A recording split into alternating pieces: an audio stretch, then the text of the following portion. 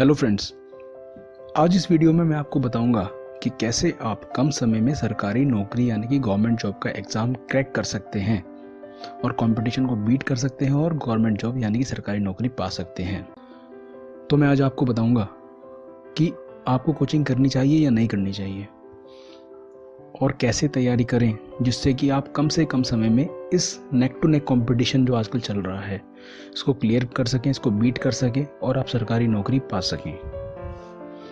तो दोस्तों, जानने के लिए ये वीडियो पूरी देखें। चलिए दोस्तों, शुरू करते हैं। देखिए दोस्तों, इससे पहले कि मैं स्टार्ट करूं, सबसे पहले मैं आपको बताता हूं कंपटीशन कितना है आज की डेट में, ताकि आप अपनी प्रिपरेशन के बारे में सोच सकें।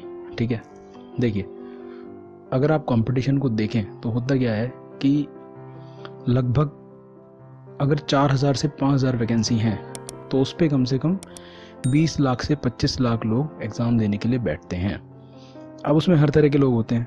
उसमें स्टूडेंट्स भी होते हैं जो पढ़ रहे होते हैं, उसमें वो भी होते हैं जो प्राइवेट नौकरी कर रहे होते हैं जैसे कि मैं था, और उसमें वो भी होते हैं जो फ्रेशर होते हैं जिनका ऑब्जेक्टिव होता है कि भाई सरकारी नौकरी पानी है। ठीक है ना।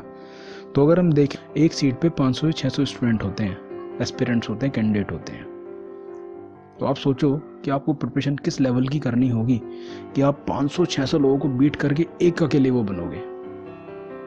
अब अगर हम इसे डाइवर्सिफाई करें तो अगर 25 लाख लोग एग्ज़ाम देने जा रहे हैं तो 25 लाख में से कम 10 लाख तो ऐसे होते हैं जो फर्स्ट टाइमर्स होते हैं और जो सिर्फ ये देखने के लिए जाते हैं कि भाई एग्ज़ाम कैसा आने वाला है। ठीक है, ताकि वो अगली बार के लिए प्रिपरेशन कर सके। बाकी बचे 15 लाख में से लेकिन 7-8 लाख वो होते हैं जो भाई नौकरी कर रहे होते हैं या फिर एग्ज़ाम बार बार दे रहे होते हैं फिर भी फेल हो जाते हैं। ठीक है, 8 लाख मान लो वो निकल गए, देन बचे 7 लाख।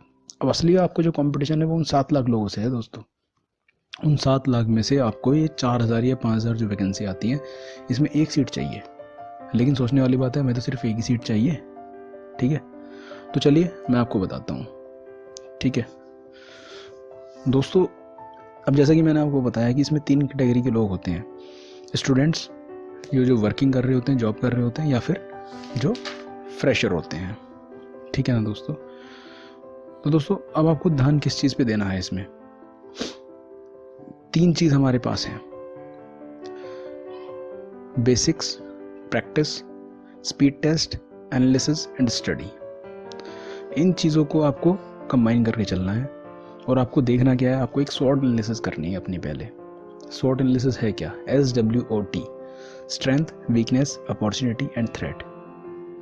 देखिए दोस्तों, अगर एग्जाम में 4 सब्जेक्ट आ रहे हैं या 5 सब्जेक्ट आ रहे हैं, होता क्या है, मैथ्स, इंग्लिश, रीजनिंग और जनरल अवेयरनेस, और या फिर कंप्यूटर ऐड हो जाता है। SSC के एग्जाम में बैंकिंग के अंदर कंप्यूटर्स नहीं आता है।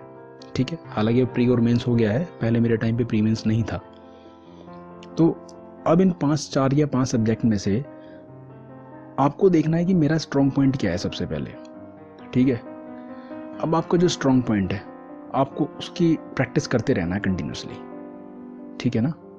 जितनी प्रैक्टिस उसकी करोगे वो आपका जो स्ट्रॉन्ग पॉइंट है, जो आपकी स्ट्रेंथ है इन स्वॉट एनालिसिस के अंदर, S4 स्ट्रेंथ, वो स्ट्रेंथ आपके लिए अपॉर्चुनिटी बन जाएगी।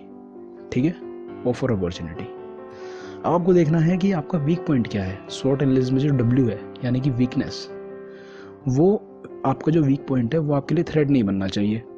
आपको काम अब इस चीज़ के ऊपर करना है। ठीक है, तो जो वीकनेस वाला पॉइंट है आपका, मान लीजिए कि आपका इंग्लिश और रीजनिंग अच्छा है लेकिन आपका मैथ्स और जीके खराब है, तो आपको काम सबसे ज़्यादा मैथ्स और जीके पे करना है और साइड बाय साइड इंग्लिश और रीजनिंग को अच्छा बनाना है। अब मैं आपको बताता हूँ कि आपको करना कैसे है, इसका बेस्ट तरीका क्या है। देखिए दोस्तों, कुछ लोग होते हैं जिनके बेसिक्स अच्छे नहीं होते हैं।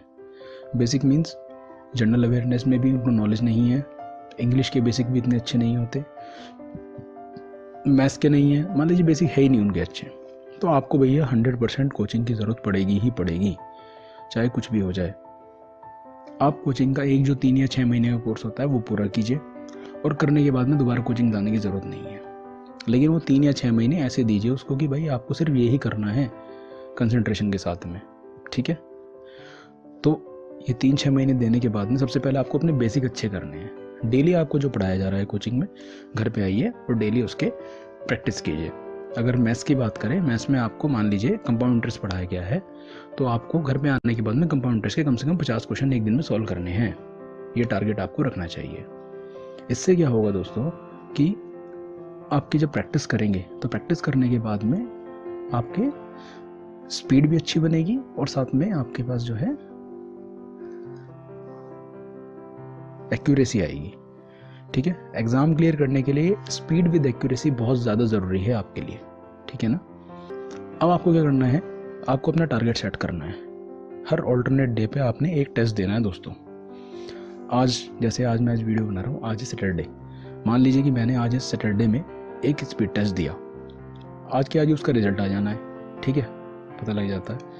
अब आपको क्या करना है कि आज से लेके और परसों का जो टाइम है, परसों फिर स्पीड टेस्ट देना है। इस बीच में आपको अपने उस टेस्ट की जो रिजल्ट आया उसकी एनालिसिस करनी है।